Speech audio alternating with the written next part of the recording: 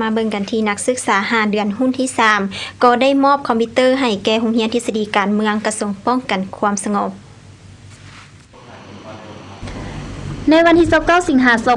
2014อยู่ที่โรงเรียนทฤษฎีการเมืองกระทรวงป้องกันความสงบนักศึกษา5เดือนหุ้นที่3ได้มอบคอมพิวเตอร์ให้โรงเรียนทฤษฎีการเมืองกระทรวงป้องกันความสงบซึ่งกล่าวมอบโดยทานพันโทดร.ภูลสวัสดิ์ศรีหาราชต่างหน้านักศึกษา5เดือนหุ้นที่3กล่าวรับโดยทานพันโทดร.วิไลเพชรมีไซ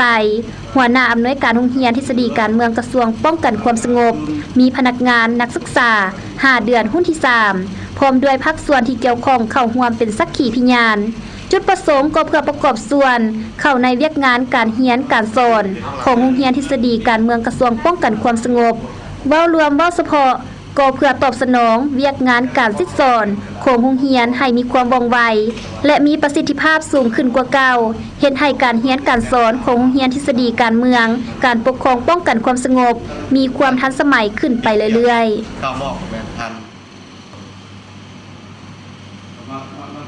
ๆ